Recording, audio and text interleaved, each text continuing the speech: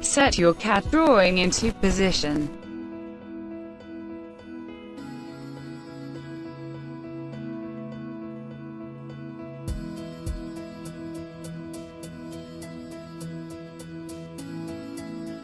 Select the entity type and generate the BIM entities automatically.